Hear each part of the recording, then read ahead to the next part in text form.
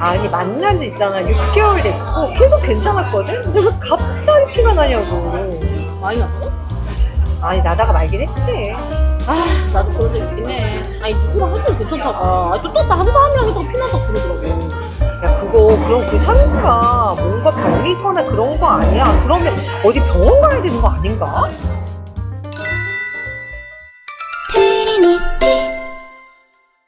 네, 맞아요. 이제 그런 증상은 병원에 오셔야 될 것 같습니다.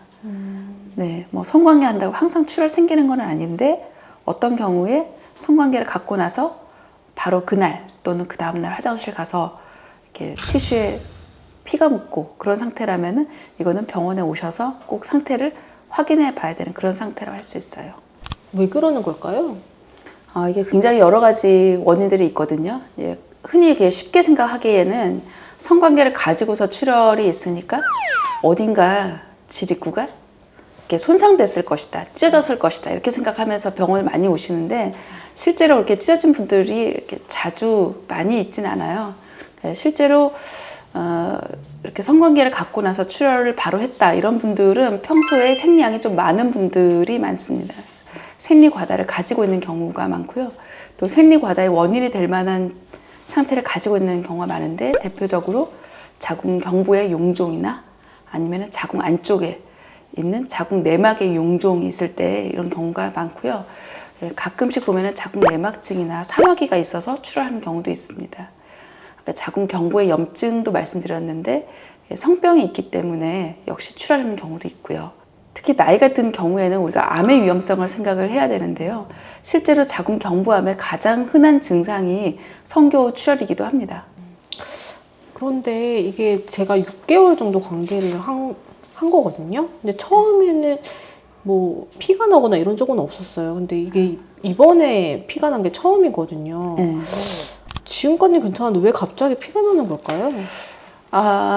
근데 요즘 환자분들이 너무 똑똑하셔서 만일 같이 지내고 있는 남자친구가 꽤 오래 사귀었는데 갑자기 새로운 증상이다. 그러면은 이건 성병이야 이렇게 생각하시고 진료 예약할 때부터 저 STD 검사하고 싶어요 이렇게 얘기하고 오시거든요.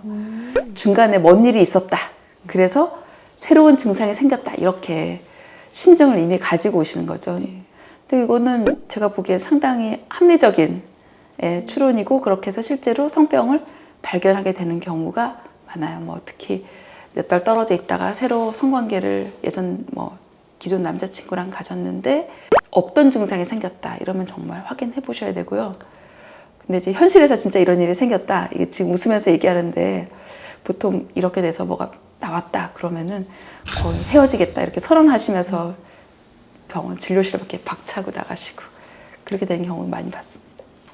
지금 성병 얘기 드렸는데 성병 말고도 자궁내막 용종이나 자궁경부 용종 이제 이것 때문에도 물리적 자극으로 인해서 성관계 가진 직후에 출혈을 쉽게 일으킨다 이렇게 말씀을 드렸는데 이제 자궁경부 용종 같은 경우는 실제로 우리가 그 산부인과 그 질경을 넣고 질환을 관찰하면 경부에서 쉽게 육안으로 이렇게 보이거든요. 그럼 이렇게 촬영을 해서 환자분께 보여드리기도 하고 자궁 내막 용종이라고 하면은 그때는 산부인과에서 하는 골반 초음파 검사를 하게 되면은 자궁 내막에 어떤 문제가 있는지, 자궁 자체에 어떤 문제가 있는지 그걸 알 수가 있어요. 네.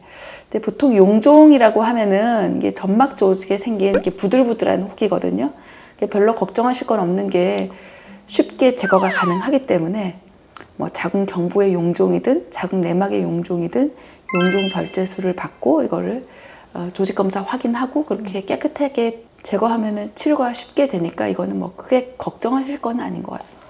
아니, 정말 걱정 안 해도 되는 게 맞나요? 이제 뭐 원인을 알고 나면 네. 걱정하실 건 없고 제가 보기에 걱정해야 될 상황은 원인을 모르고 그냥 그런 증상이 계속 있는 상태를 그냥 방치하는 거겠죠.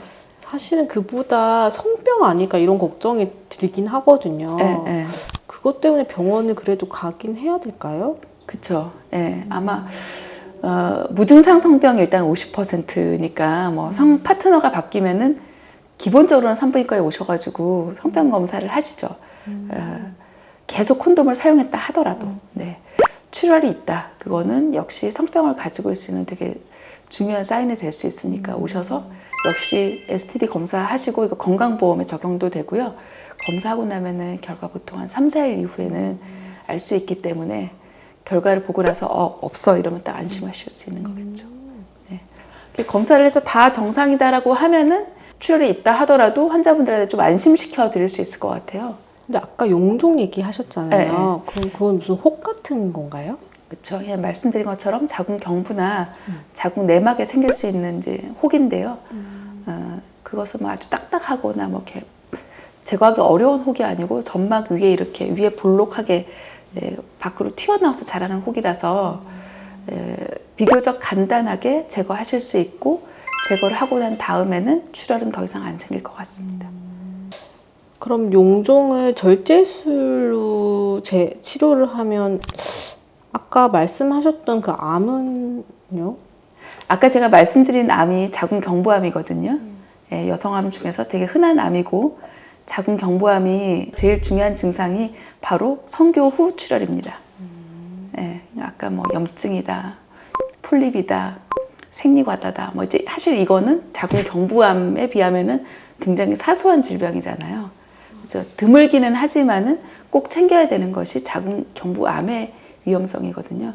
우리 1년에 한 번씩 암 검사를 꼭 해야 되고 특히 성교 후 출혈이 있다. 이게 반복적이다. 그리고 내 질 분비물에서 악취가 난다. 그리고 암 검사한 지 실제로 많이 지났다. 이런 분들은 정말 꼭 빼놓지 말고 자궁 경부 암 검사를 하셔야 합니다. 자궁 경부암 자체는 뭐 지금 국가에서 필수 예방 접종으로 이제 자궁 경부암 백신이 지정이 되어 있고, 그리고 국가 암 검진도 하고 있고 해서 과거보다 많이 줄어들긴 했어요. 하지만 이런 식으로 예방할 수 있고 또 증상도 비교적 초기에 나타나기 때문에 무시하지 않는다면은 충분히 조기 발견할 수 있는 그런 암인 것 같아요. 성관계 후 출혈에 대해서 좀 말씀드렸는데요. 이게 정말 그냥 찢어졌나 이렇게 단순히 생각할 수 있지만은 말씀드리고 보니까 정말 다양한 원인들이 있죠. 만약 그런 증상을 가지고 있다면 이런 다양한 원인들 가능성이 있으니까 무시하지 마시고 꼭 산부인과 병원을 가셔서 확인을 해보시길 부탁드리겠습니다.